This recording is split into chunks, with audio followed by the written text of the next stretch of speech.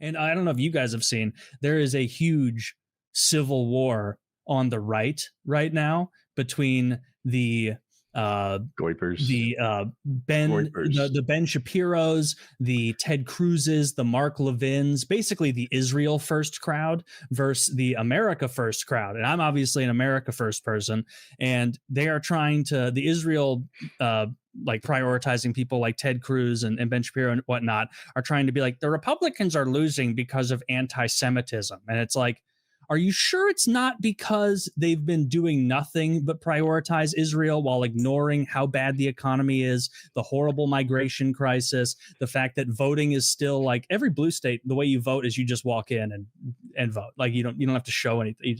Like there's no security there. They haven't done anything at all. And they're like, they're losing because of anti-Semitism. It's like, no, I actually don't think that's a salient analysis of why they're failing. They're failing because they promised America first, and a bunch of working and middle-class people said, that sounds good. And then he gets in office and goes, hey, guys, back, all you Americans who voted for me, take a back seat because BB needs me right now because he's feeling dry. He's a grifter and a buffoon and probably a pedophile. It's just the worst. He's a mean, spiteful person, and he's only out for himself and his occasionally own.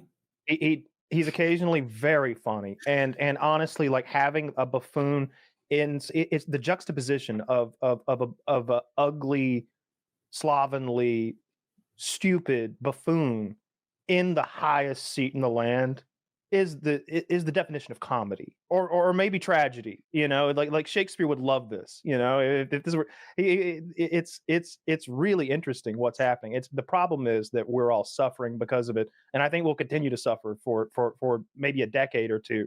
What'll make it better, Kyle? What'll make it better? A Democrat will win next time. They'll amnesty all the illegals, and then we'll be blue forever. And the world will be better again. I don't care. What are they going to do when they turn blue? Like give everybody health care and like be gay? I can deal with that. like what's going to happen? What's going to happen if we actually give everybody health care and we don't like drag children into the streets and handcuff them? They don't even you're even thinking about Israel. You're not even wrong with Israel. First of all, you're not even considering Israel. I am looking for the anti-Israel party these days. That's the Democrats. Unfortunately, it's Al Qaeda. There is no, and they're not accepting new members. I tried. Any Republican running right now is dealing with a big headwind because Trump is unpopular. Mm-hmm. And for sure. People are saying like, oh, the Democrats are recordly unpopular too. Okay, that's true. I'll take that. The thing is, a lot of the people who are mad at Democrats are Democrats. They want new Democrats. They want to get rid of Schumer. They want to get rid of Hakeem Jeffries. Pelosi's not running again. Yeah, Pelosi stopped running or isn't running again. You said it better. But it's not like Democrats are saying they prefer Trump. They're just mad at their party for losing and not delivering like they want them to. Yeah, they don't put clearly like the old school and the new school of their party are at odds with one another. You know, the younger people are much more diverse, and they're much more about wanting the party to be about workers. And the old guard is much less diverse and much more about sucking Israel's dick and a lot of like waste and filling their own pockets, seemingly. Yeah, Taylor mentioned accurately the Republican Civil War. There's a Democratic one too. Those guys are like, partly it's over Israel, just like the Republicans, but it's also over like, 80-year-olds just not actually getting shit done, going to work and not doing it. They want people who will enact more progress. Do you see? I think the reason, and I think it's pretty obvious why Republicans are getting blown out and their approval ratings are low and they suck and I hate them, is because they have abandoned every promise, every guarantee, everything they ran on is dust in the wind. It's nothing. Mass deportations, not happening. Not happening. You know what they do? They don't even post the official deportation numbers. What they did was they hired a think tank to make a survey report where they then got back, we estimate 2 million people have self-deported. And it's like, really? Oh, you went to a think tank for that? For those, why would they have to estimate that? They get a check for self-reporting.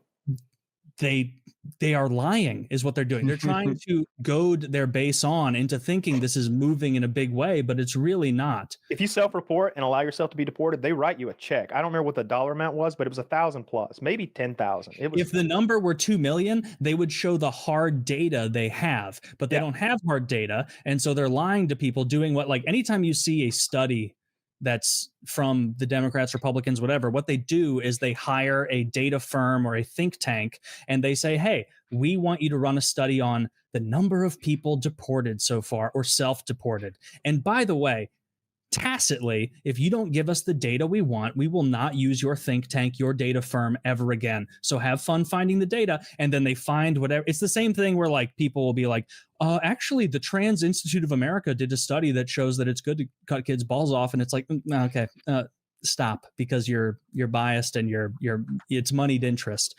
But the Republicans are going to continue to get butt fucked, and they deserve every iota of it. No mass deportations, no secure elections requiring voter ID, no reduction in foreign wars funding. And you know what they've spent all their time doing is sucking Israel's dick, blowing Bibi. And believe it or not, the economy is as bad as it's ever been. And that makes it really easy for people to go, this is fucking ridiculous. I don't remember what that's called. Proprietary extension, or it's some sort of practice where they do exactly what you said, where it's about to be done, it's about to, like, be publicly available, and then they go back, reformat the formula, add some nonsense, and then say restart the clock. The same way, like when you see an Indian guy running a gas station or something, the reason he owns that gas station is because as an immigrant, as an H-1B, he has access to loans that the three of us do not have access to, interest-free 5-year loans for small businesses. We don't get that from the government. They do. We fund it, guys, but we don't get access to it. And he comes over, he gets that, and then at 4 years and 9 months, he abandons the company, transfers it to a family member who just came over via chain migration. That one takes it over, restart the 5-year clock. And so there's all of these manipulations happening, healthcare, small business, H-1B, what have you, that all of us as net taxpayers fund, and we don't even have access to. We get abused by it. Healthcare might be the biggest example. We get butt fucked on that shit. If God forbid, if a couple of years from now, it turns out I have some genetic disorder that I'm unaware of that costs $1 zillion to pay for every year, I will lose my house. I will be destitute. I won't be able to have the life that I'm hoping I can have. If some fucking guy who showed up 2 minutes ago has that, he's okay. That's fine. I pay for that, and I pay for the perspective, circumstance in which I am afflicted by that. And I hate that more than anything. Like, if I'm paying for all this shit, I should get access to this, like, Medicare for all. What percentage of this is a different topic? I'll let you go ahead. Oh, now what I was going to say doesn't fit. I was like, I think we should give Taylor the last word, do ads, and get ready for the guest. Oh, and okay. I cut off Kyle's thought, which probably people. I was going to say the Patels, just the Patels own half the motels in America. That's crazy. The Patel family owns half the motels in America because they come in, they buy a motel. Their family does all the work, so they don't have to hire anybody. So it's free labor, and they undercut every motel in town. Yep. And as soon as they can, they have nephew go and run a new motel and rinse and repeat infinitely until half the motels in the United States are owned by one family. Then they post job listings. They don't hire people, and then they say, we can't fill this. We need to pull someone else from India. Oh my goodness, it's my cousin. How fanciful. Like, that's how they do. Like, the American dream doesn't work if it's not just for Americans, by the way. Like, it doesn't work if you force your entire population to compete with the globe for healthcare, housing, financial security, the rest. Like, no, it should be for us. Get rid of the takers who are coming here. I think it can. I think I heard Reagan. Let's expand the borders. Let's make the whole globe America. Would that be better? GDP would skyrocket. I think that if we weren't sending all this money to Israel, if our budget wasn't so bloated, if with the hundreds of billions and trillions of dollars that we've wasted, then, like, bringing a few Mexicans in and giving them healthcare would be a drop in the bucket. You wouldn't notice. You wouldn't care. You'd be happy to. You're like, yeah, come on, Mexicans, get over and get healthy, and maybe become an American too. But we blew $1 trillion in the Middle East when I was a kid, and then we blew another trillion up. I don't even know where. Since then, it's the deficit is so shockingly enormous. It's unfathomable. It's trillions of dollars, and we're never going back the other way. I don't know what the future is. It's just so depressing. It's pretty scary, and also like, and this is just like a baseline thing about like styles of government. Democracies are notoriously bad.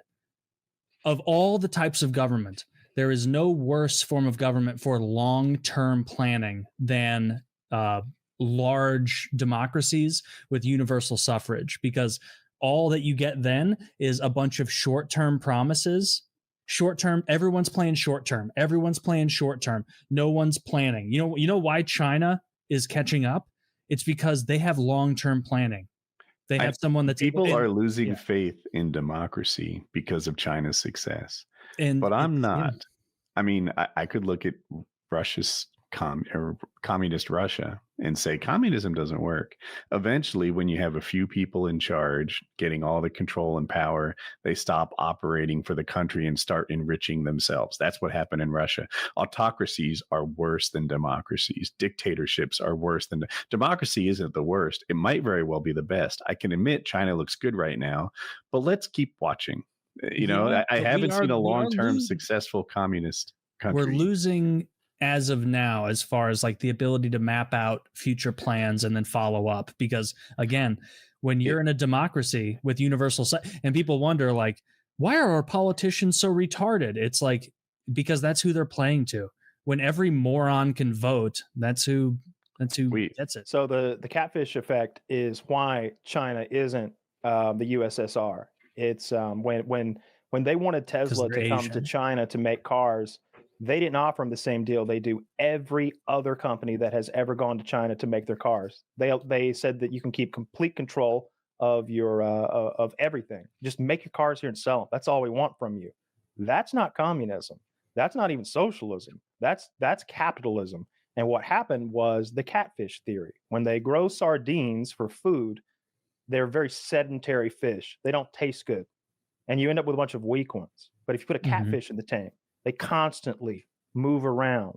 The weak ones better themselves to avoid the catfish. Every sardine in that tank is a better, stronger, faster, and apparently better tasting sardine because of the competition. Because of the fear. Catfish. Because the fear of the same way that all of those Chinese EV companies have exploded in the last few years because they have Tesla competition. So that's why China's beating us and will continue to beat us. Because they're not pure communism. That's why I wear a scream mask when I go hunting, so that they're scared and they taste a little better. That actually makes deer taste worse. I know. The fear makes them taste game. They don't like it as well.